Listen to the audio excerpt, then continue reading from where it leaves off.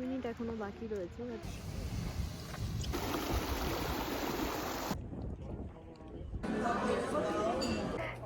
নমস্কার সকলকে, সুপ্রভাত।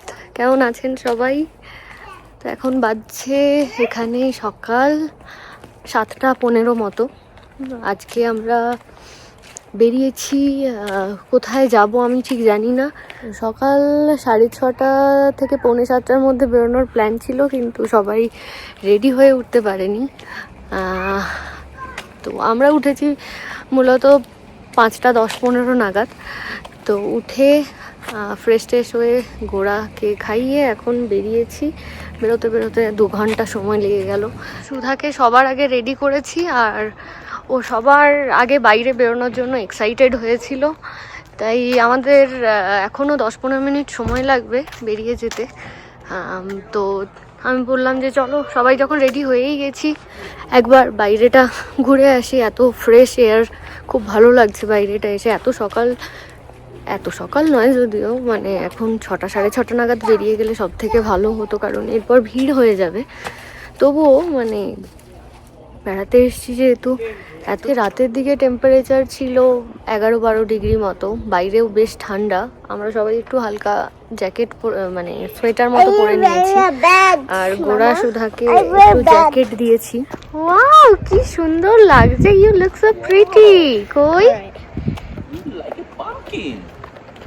No, sunflower. Yes. Oh, sunlight, I didn't notice that. তো আমরা এখন বেরোচ্ছি ওল্ড ফেথফুল দেখতে। এখন বাজছে কটা? 7:40। পৌঁছাবো 8:10 নাগাদ, মানে ওই আধ ঘন্টা মতো লাগবে এখান থেকে।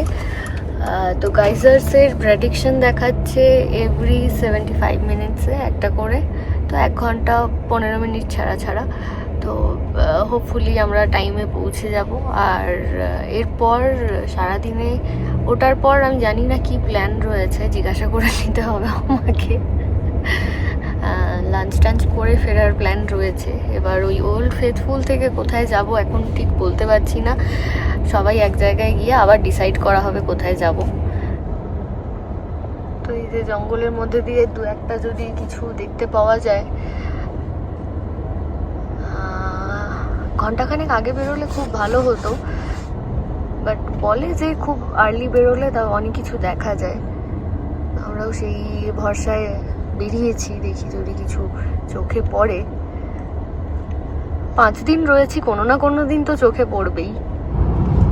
তো আমরা এই ওল্ড ফেথফুলের মধ্যে ঢুকে গেছি। এবার যেখানে গাইজার্সগুলো আর কি আছে সেখানে যাচ্ছি। একটা বড় ইউটার্ন নিতে হবে। এই জায়গাটা থেকে অনেকে আসছে, এই ব্রিজের উপর দাঁড়িয়ে দেখছে চারিদিকের ভিউটা কিরকম। ওই যে ওইদিকে একটু ঘুরলেই বোঝা যাবে।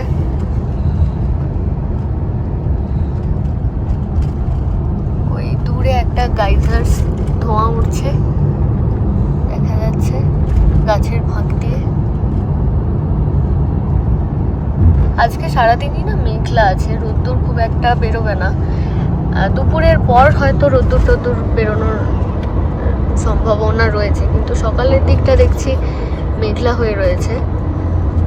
এই দেখুন, এই যে অনেকগুলো রয়েছে পাশাপাশি। শুধু ব্রেকফাস্ট। তো আমরা এখন পার্কিংয়ে রয়েছি। ব্রেকফাস্ট বাড়ি থেকে নিয়ে এসেছি।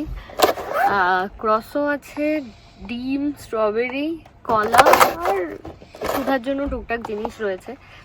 তো ঘুমিয়ে গিয়েছিল দুজনেই, এই উঠছে। আমরা খেয়ে দিয়ে ভাবছি বেরোবো। এখন গাড়িতেই ব্রেকফাস্টটা করে নিই, আর গোড়াও যদি খেতে চায় ওকে একটু খাইয়ে নিয়ে তারপর বেরোবো বাইরে। ঘন্টাখানেক কি ঘন্টা ধরে একটু বাইরে থাকবো। তাই এখন বাজছে 8:15। শুধু এনো breakfast. Your eggs? No eggs and breads? No. তো গাইজার্সের টাইমিং আছে 8:34, 8:30। তো আমরা ব্রেকফাস্ট করতে শুরু করেই দিচ্ছিলাম, টাইমটা চেক করে দেখলাম যে আর 15 মিনিটের মধ্যে হবে। তাই সব ব্যাগে ভরে নিয়ে দৌড়াচ্ছি আমরা এখন। গোড়া আসছে পেছনে। ওই যে সামনের ভিড়টা দেখা যাচ্ছে, ওখানে সবাই ওয়েট করছে দেখার জন্য।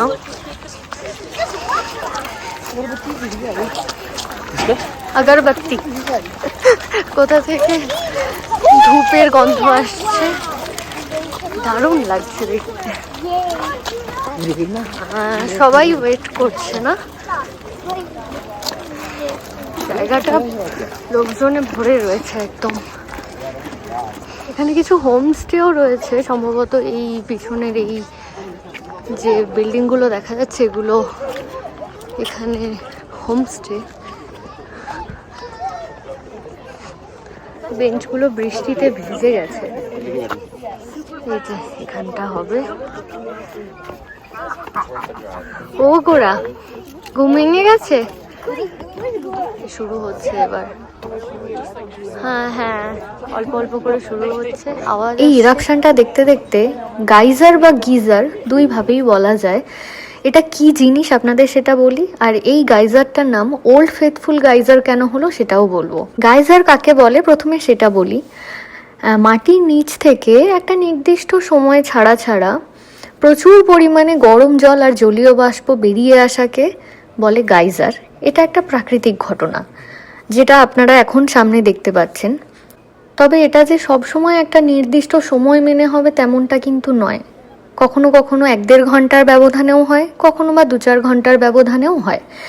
তো এই গাইজারটার নাম ওল্ড ফেথফুল কেন হলো? কারণ আপনারা এই যে বিস্ফোরণটা সামনে দেখতে পাচ্ছেন, বিস্ফোরণ না বলে যদি উদগীরণ বলি তবেই যথার্থ হবে কথাটা। তো এটা বহু বছর ধরে তুলনামূলকভাবে একই সময়ের ব্যবধানে হয়ে থাকে, যার ফলে কখনোই প্রায় মিস করে না। আজকে যেমন 8:34 হওয়ার কথা ছিল কিন্তু 8:32 হয়েছে, মানে এরকমই 2-4 মিনিটের এদিক ওদিক হয়, কিন্তু এত বছর ধরে কখনো মিস করেনি, যে কারণে এটার নাম হয়েছে ওল্ড ফেথফুল। এই গাইজারগুলো ইরাপ্ট করার পর যে জল আর জলীয় বাষ্প বেরোয় সেগুলো কিন্তু মারাত্মক গরম হয়, আর এই জলের সাথে প্রচুর ভূগর্ভস্থ মিনারেলস আর কেমিক্যালস মিশে থাকে, যে কারণে এই যে জলীয় বাষ্পটা চারিদিকে উড়ে বেড়াচ্ছে আমাদের নাকে মুখে আসছে, তার থেকে একটা তীব্র সালফারের গন্ধ পাচ্ছি। শুধু সালফার নয়, আরও অনেক কেমিক্যালস মিশে থাকে, যে কারণে জলটা যখন ইরাপ্ট হওয়ার পর পাহাড় থেকে নিচে নেমে আসছে, দেখুন পাশের মাটিগুলোর রংটাই বদলে গেছে। ওখান থেকে বেরিয়ে এসে আরও একটা জায়গায় যাচ্ছি যেখানে 9টা নাগাদ ইরাপশন হওয়ার কথা ছিল, কিন্তু আমি ওখানে বসে গোড়াকে খাওয়াচ্ছিলাম, যার জন্য একটু দেরি হলো। সুধা ওর বাবা আর বাকিরা সবাই ওখানে পৌঁছে গেছে। আমি গোড়াকে খাইয়ে নিয়ে স্ট্রলারে করে নিয়ে যাচ্ছি এখন আপার গাইজার বেসিনের গ্র্যান্ড গাইজারটা দেখতে। তো বেশ খানিকটা হাঁটা পথ, প্রায় মিনিট 8-10 তো হাঁটা পথ বটেই। যেতে যেতে এই হট স্প্রিংটা দেখতে পেলাম, একদম গরম জল থেকে ধোঁয়া উঠছে। নামটা সত্যি বলতে কি মনে নেই এই মুহূর্তে, আসলে এত হট স্প্রিং দেখেছি যে সব কটার নাম মনে রাখাও সম্ভব নয়। এছাড়াও এই রাস্তা দিয়ে যেতে যেতে অনেক আমরা হট স্প্রিং দেখতে পাবো। এটা তো পুরো একদম মানে পুরো পার্কটাতে অজস্র হট স্প্রিং রয়েছে, যেখানেই চোখ যাবে সেখানেই কিছু না কিছু দেখতে পাবো। তো সবগুলোর নাম মনে রাখা অসম্ভব।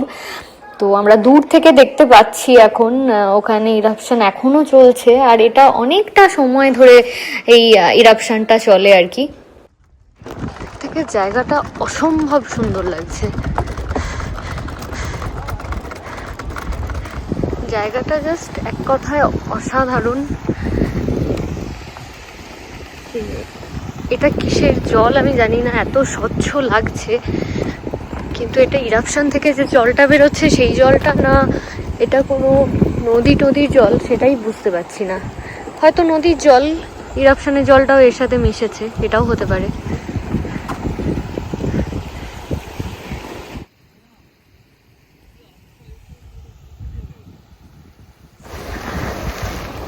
একটার পর একটা ইরাপ্ট করছে।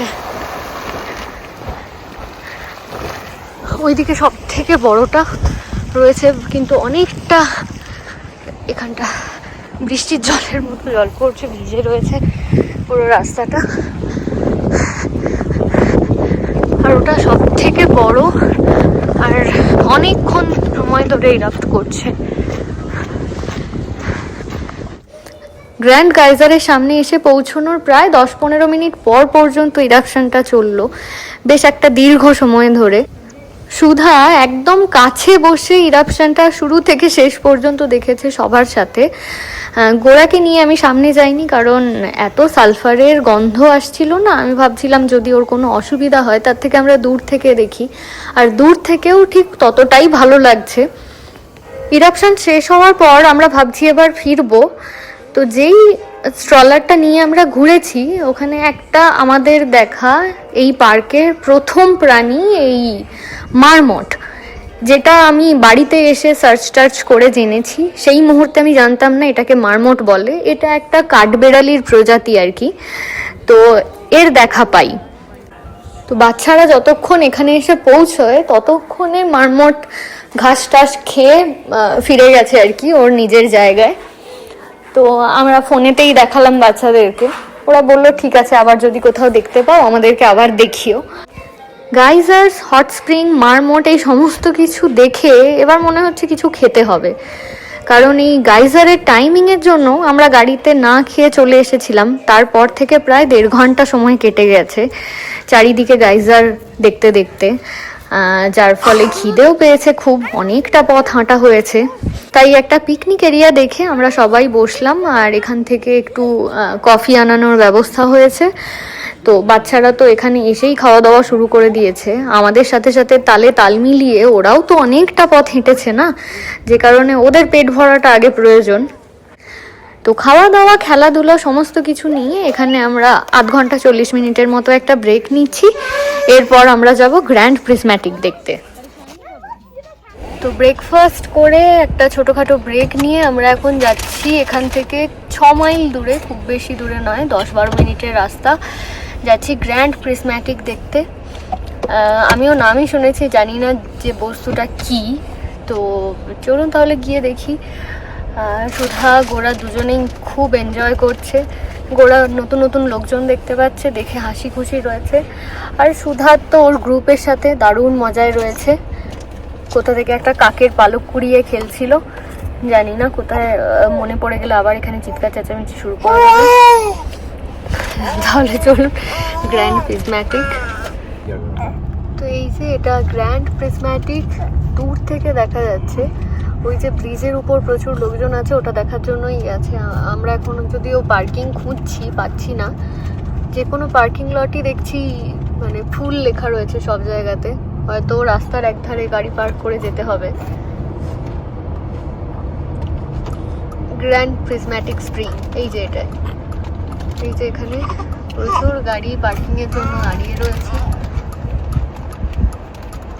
15-20 মিনিট পার্কিংয়ের জন্য ঘোরাঘুরি করে তবে একটা পার্কিং পাওয়া যাচ্ছে।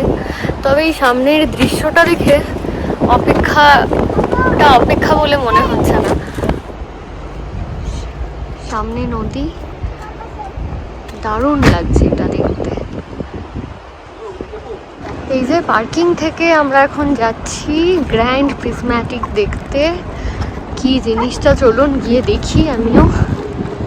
লোকজন তো সব জায়গাতেই দেখছি জড়ো হয়েছে, যেদিকে তাকাচ্ছি সেদিকেই সুন্দর সুন্দর ভিউ পাওয়া যাচ্ছে। তো আমরা এই ওপরের দিকটায় যাব।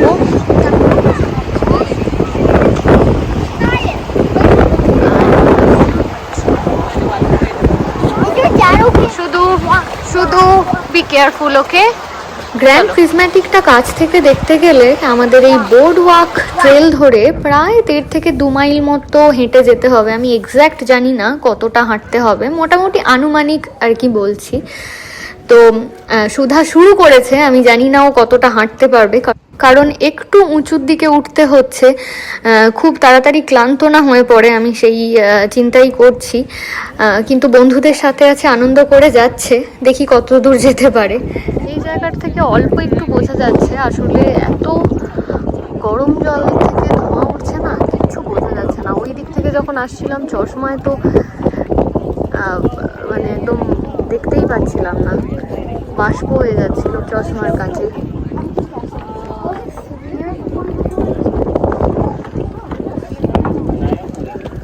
এই গ্র্যান্ড প্রিজম্যাটিক স্প্রিং জানেন তো, ইয়েলোস্টোনের সবচেয়ে আইকনিক হট স্প্রিংগুলোর মধ্যে একটা।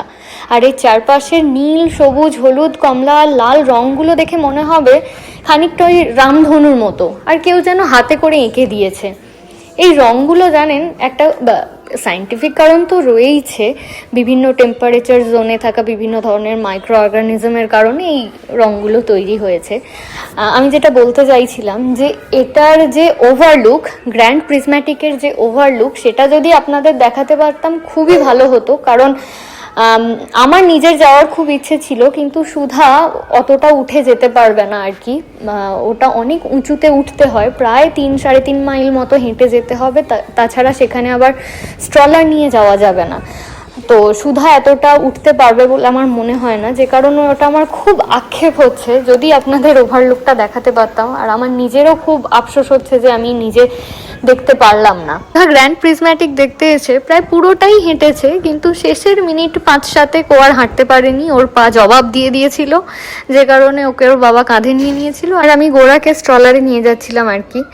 তো ওখান থেকে এসে আমরা লাঞ্চ করতে বসলাম এক জায়গায়। আর এখানে জানেন তো খাবার অপশন খুবই কম, মানে ফ্রাইজ, বার্গার, পিৎজা এগুলো ছাড়া আমাদের কাছে কিছুই ছিল না প্রায় অপশন। তো আমরা লাঞ্চ টাঞ্চ করে ফিরছিলাম এখন, আস্তে আস্তে কথাই বলছিলাম যে কোনো কিছুই আজকে দেখতে পেলাম না, শুধু এই একটা ছোট ইঁদুরের মতো কি একটা দেখতে পেলাম, নামটাও জানি না। তো আস্তে আস্তে এই জমায়েতটা দেখতে পাচ্ছি, লোকজন দূরবীন, বড় বড় লেন্স লাগিয়ে ক্যামেরায় দেখছে। আমি বুঝতে পারছি না যে এরা কি দেখতে পেয়েছে, হঠাৎ করে দাঁড়িয়ে দেখতে শুরু করেছে। হয়তো বাইসন টাইসন হবে কিছু। আর্লি মর্নিং বেরোতে হবে, নইলে মনে হয় দেখতে পাওয়া যাবে না, কপালে নেই আমাদের। জঙ্গলের মধ্যে কি আছে, বাইসন টাইসনই হবে বোধ হয় না? হ্যাঁ, একটা বাইসন আছে, ফাঁক থেকে দেখা যাচ্ছে। হ্যাঁ, ওই যে দূরে একটা বাইসন গাছ। এতক্ষণ আক্ষেপ করছিলাম, কিন্তু একটা বাইসনের দেখা মিলেছে। তো এখন আমরা রুমে যাচ্ছি, রুমে গিয়ে ফ্রেশ হয়ে একটু রেস্ট নিয়ে বিকালের দিকে আবার বেরোবো প্ল্যান করেছি। সুধাকে আমি স্টিকার বুকটা দেবো এই বেড়াতে যাওয়ার জন্য, ওকে ওর আন্টি দিয়েছিল, আমি দেখাইনি, প্রত্যেকদিন একটা একটা করে দিচ্ছি। This is a sticker book, শুধু this is for you. Do you know what is this? This is a what is this? This is a I open it. sticker. কোথায় লাগাচ্ছো তুমি?